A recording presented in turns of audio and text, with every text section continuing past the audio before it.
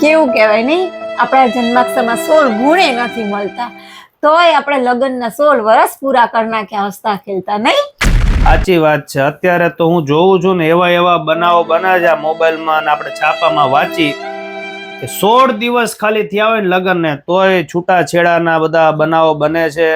કારણ કે હવે કેવું છે, અત્યારના યુગમાં કોઈની સહન શક્તિ નથી રહી. આજ પહેલાની વાત કરીએ ને, આજ આપણા મમ્મી પપ્પા છે, બા દાદા છે, ઈ લોકોનો જમાનો તો આપણા કરતા ખરાબ હતો. એકબીજાને જોવાના નહોતા. આજ ઈ લોકો ઘણીવાર અમને બધી વાતો કરતા હોય કે ઈ વખતની તો કેટલી બધી મર્યાદામાં રહેવાનું હતું, કેટલા બધા ઈ લોકોને કામ કરવાના હતા. અને ખાસ કરીને બહેનો ને આપણા બા આપણા મમ્મીએ જે જીવન ગુજાર્યું છે એવી આવી બધી ફેસિલિટી નહોતી. તેમ છતાંય ઈ લોકોએ કોઈ પણ જાતની ફરિયાદ કર્યા વગર આખી જિંદગીના 40 વર્ષ 50 વર્ષ 60 વર્ષ કાઢી નાખ્યા હસતા ખેલતા. કોઈ જાત ઈ લોકોને શું તકલીફ નહીં પડી હોય? તકલીફ તો દરેકને પડી હોય, પરંતુ ગમે તે એક પાત્ર વારાફરતી જતું કરે ને તો જિંદગીમાં કોઈ દિવસ પ્રોબ્લેમ નથી આવતો, બરોબર ને? પરંતુ હવે તો પ્રોબ્લેમ છે આવનારી પેઢીનો. લગ્ન પહેલા તમે તમારા મનગમતો પાત્ર જે સિલેક્ટ કર્યા હોય તેની સાથે તમે હરીફરી શકો છો. તમને સારું લાગે, તમે 10 વાર મીટિંગ કરો છો કે ભાઈ એકબીજાને અનુકૂળ છે કે નહીં. અને ઈ પછી લગ્ન પહેલા પણ પ્રી વેડિંગમાં લાખો રૂપિયાનો તો ખર્ચો કરે છે અત્યારે દેખાદેખીમાં. વાત આવે જયારે લગ્નની તો લગ્નમાં પણ દેખાદેખીમાં ઘણો બધો ખર્ચો કરી નાખે છે. પછી લગ્ન ધામધૂમથી કરે છે, કારણ કે સ્ટેટસ પ્રમાણે લગ્ન કરવા પડે છે. અત્યારે બધાને જેવું તેવું ગમતું નથી. પરંતુ પ્રોબ્લેમ પડે છે લગ્ન પછી. લગ્ન પછી જે સહન શક્તિની જે વાત આવે છે, આમાં કોઈનો પક્ષ નથી. દીકરો હોય તોય ભલે ને દીકરી હોય તોય ભલે, વાક બંનેનો હોય છે. બંને પાત્રો સેટ નથી થઈ શકતા, અથવા તો ઈ બે પાત્રો સેટ હોય તો ઘરના જે બીજા પાત્રો હોય છે તે આ લોકોને એક્સેપ્ટ નથી કરી શકતા, કારણ કે પેઢીના વિચારોમાં ફરક પડી જાય છે. આજે દાખલા તરીકે અમારા ઘરમાં અમે 3 પેઢી છે. મારા બા છે, મારા મમ્મી છે અને મારી વાઈફે છે.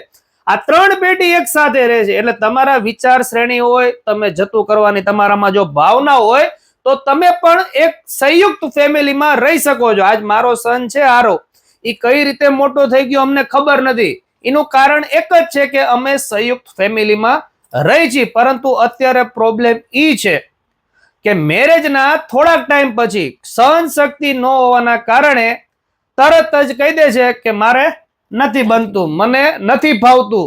દીકરો હોય કે દીકરી હોય, પછી વાત આવે છૂટાછેડાની. અને છૂટાછેડાની વાત આવે એટલે લગ્નમાં જેટલો ખર્ચો ન થયો હોય ને સાહેબ, એના કરતા વધારે ખર્ચો છૂટાછેડામાં થાય છે.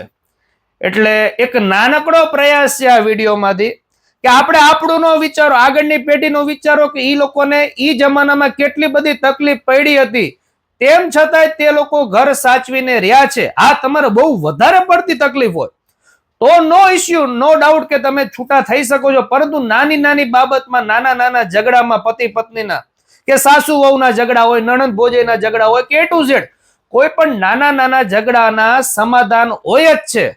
પરંતુ સમાધાન ન કરવાના બદલે આપણે આજુબાજુ વાળાની વાતો સાંભળી છે કે તારા સાસુ તો આવું બોલતા હતા, તારી વહુ તો આવું બોલતી હતી. એટલે આપણે કોકનું સાંભળીને આપણા ઘરના પ્રોબ્લેમને મોટા કરીએ છીએ. ખરેખર આ ન હોવું જોઈએ. ઘર એટલે શું છે? ઘર રહ્યું ને સાહેબ, ઈ ઘર એક મંદિર છે. અને મંદિરમાં જેટલી શાંતિ હોય ને એટલી શાંતિ ક્યાંય ન હોય. એટલે ઘરની અંદર પણ એક શાંતિ હોવી ખૂબ જ જરૂરી છે. વિડીયો ગમ્યો હોય તો વિડીયોને લાઈક અને શેર જરૂર કરજો. ફેસબુક માંથી જોતા હોય તો ફોલો કરજો. યુટ્યુબ માંથી જોતા હોય તો અમારી ચેનલને સબસ્ક્રાઇબ કરજો. અને હવે કયા નવા ટોપિક ઉપરથી વિડીયો બનાવો છે તેની પણ અમને પ્રેરણા આપજો ને આશીર્વાદ જરૂર આપજો. ચાલો મળીએ નવા વિડીયોમાં. Thank you. આભાર.